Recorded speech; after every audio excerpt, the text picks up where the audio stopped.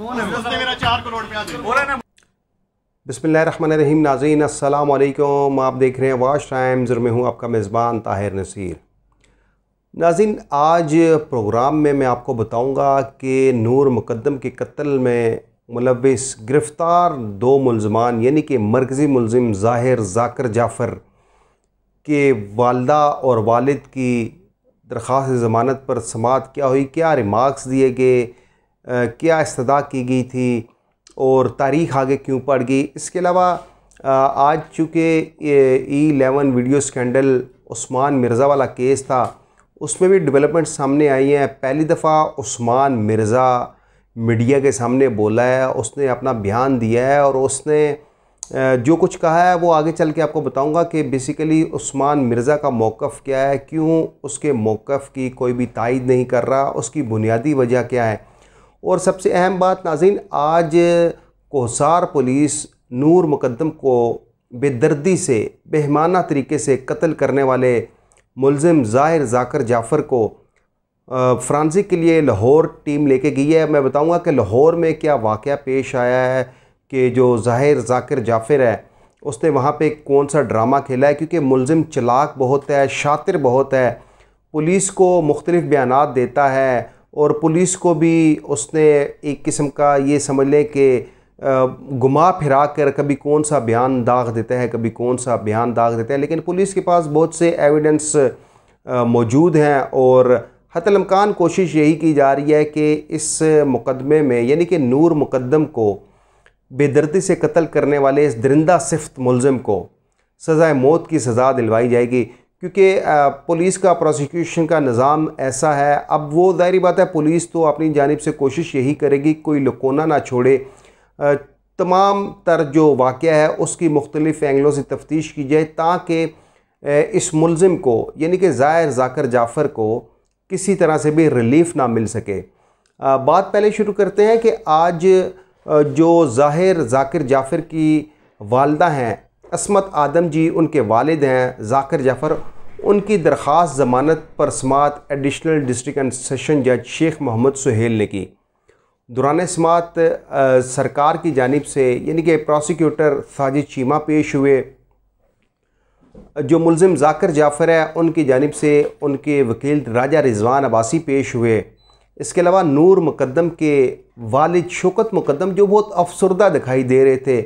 आज वो भी अदालत में पेश हुए और असमत आदम जी जो मुलज़िम की वालदा हैं उन्होंने अपना एक वकील पेश किया जो लाहौर से आया था। समाअत शुरू होती है तो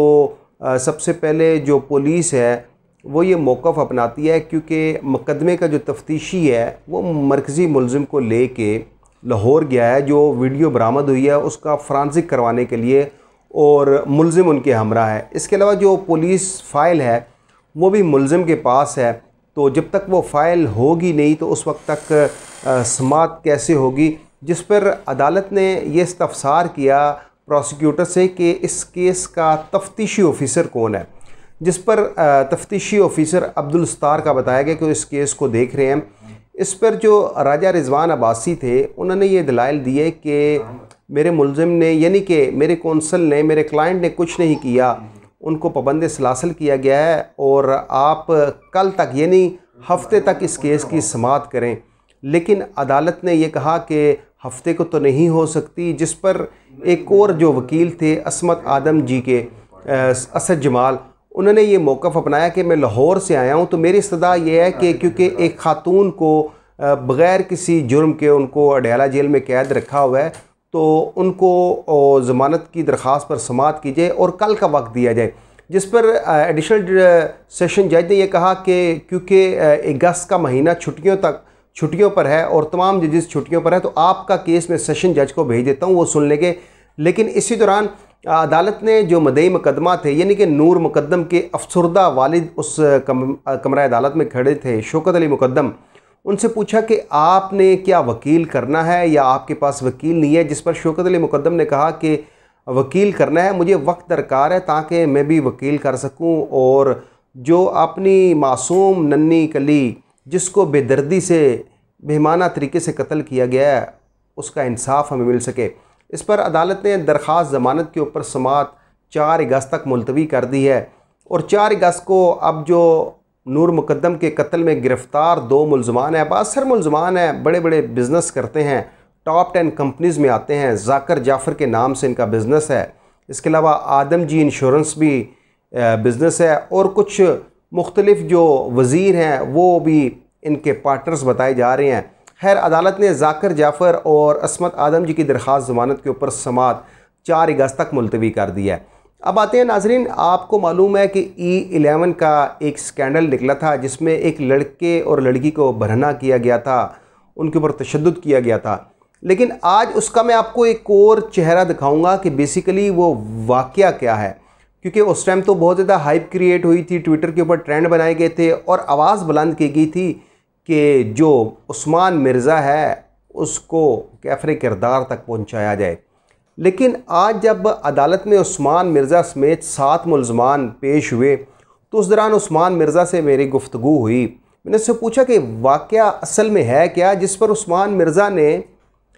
लबकशाई की, वो भी अफसरदा था। उसने कहा कि हमारा तो मौक़िफ़ कोई सुन ही नहीं रहा, ना पुलिस सुन रही है और ना ही अदालत में हम बयान कर पा रहे हैं।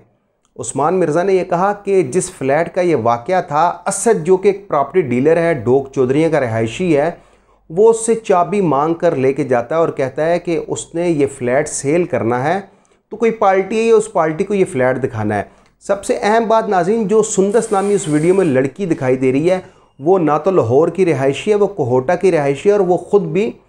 प्रॉपर्टी डीलर है। अब तो यहाँ पे देखें कि केस को परसू करने के लिए आप पुलिस नकाब भी करवा रही है, क्योंकि तारीख़ में पहली दफ़ा हुआ है कि पुलिस ने इस केस को परसू करने के लिए उन्होंने लड़के और लड़की का निकाह कराया। अगर पुलिस वहाँ पे जो उन्होंने मुकदमात में फेंस लगाए हैं तो वहाँ पे तो पुलिस को 371 AB का फेंस भी लगाना चाहिए था, क्योंकि उस टाइम फ्लैट में बैठे ये लड़का और लड़की शादीशुदा नहीं थे बल्कि दोस्त थे। खैर, उस्मान मिर्ज़ा ये कहता है कि उस फ्लैट के अंदर जो उसका एक मुखालिफ है शेख क्यूम और उसकी अहलिया है नादिया, इन दोनों ने इनके साथ लेन देन था और शेख क्यूम ने 4 करोड़ रुपया उस्मान मिर्ज़ा का देना था, जिसमें से 2 करोड़ रुपये के चेक दिए तो उस्मान मिर्ज़ा ने वो चेक डिसऑनर करवाए और शेख क्यूम को गिरफ़्तार करवाया और वो जेल में चला गया। अब यहाँ पे उस्मान मिर्ज़ा ये भी कहता है कि जो उस शेख क्यूम की अहलिया नादिया है उसके मरासम हैं इस्लामाबाद पुलिस के आला हुकाम के साथ और वकूए, यानी कि जब उस्मान मिर्ज़ा कहता है मेरी गिरफ़्तारी हुई है, गिरफ़्तारी के बाद वीडियो वायरल की गई है और जो वीडियो है वो एडिट है, यानी कि वो कहता है वीडियो ज़रूर मैंने बनाई थी, मेरे दोस्तों ने बनाई थी, लेकिन हमने लड़के और लड़की से माफ़ी मांग ली थी, हमारा सुलह हो गया था। लेकिन ये वीडियो वायरल करने वाला शेख क्यूम है जिसके साथ उसका 4 करोड़ रुपए का लेन देन है और उसकी अहलिया नादिया समेत 3 और भी लोग बताए जा रहे हैं। लेकिन उस्मान मिर्ज़ा ये कहता है कि जब वीडियो का फ्रांसिक होगा तो सारा सच सामने आ जाएगा, क्योंकि वीडियो एडिट की गई है। अब वो ये कहता है कि हमारी आवाज़ कोई नहीं बुलंद कर रहा, लेकिन एक जर्नलिस्ट होने के नाते मैंने उस्मान मिर्ज़ा ने जो इल्ज़ाम लगाए हैं, वो कहता है कि जो शेख क्यूम है उसकी अहलिया नादिया है, उनके ताल्लुकात हैं इस्लामाबाद पुलिस के हाई ऑफिशियल के साथ और उसकी गिरफ़्तारी से कबल भी नादिया और शेख क्यूम जो हैं वो मुलाकात करते हैं इस्लामाबाद पुलिस के आला हुकाम से, उसके बाद उसकी गिरफ़्तारी होती है और वे वीडियो वायरल होती है। खैर, अदालत ने पुलिस को ये हुक्म दिया है कि उस्मान मिर्ज़ा के केस का जो चलान है वो अदालत में जमा करवाया जाए और उसके मुकदमे की समाअत 9 सितंबर तक मुलतवी की गई है। इतना तवील वक्त इसलिए दिया गया कि इस अगस्त के महीने में क्योंकि अदालतें बंद होती हैं, तो अब देखते हैं कि पुलिस उस चलान में क्या कहती है, क्योंकि हमेशा से होता यह है जब हाइप क्रिएट होती है तो शोर मचता है, लेकिन प्रोसिक्यूशन इस्लामाबाद पुलिस की काफ़ी कमज़ोर है। कितने मुकदमात दर्ज होते हैं, कभी ये नहीं हुआ किसी मुकदमे में पुलिस की प्रोसिक्यूशन कोई मजबूत हुई हो। हमेशा मदई का वकील ही स्टांस लेता है और उसके बाद उस मुलजिम को कैफ़े किरदार तक पहुँचाया जाता है। अब देखते हैं कि आइंदा समाअत पर उस्मान मिर्ज़ा मज़ीद क्या बताता है और 4 अगस्त को क्या जाकर जाफ़र और उनकी अहलिया अस्मत आदम जी की ज़मानत मंजूर होती है या रिजेक्ट होती है। अगले प्रोग्राम तक के लिए अपने मेज़बान ताहिर नसीर को इजाज़त दीजिए। अल्लाह हाफिज़।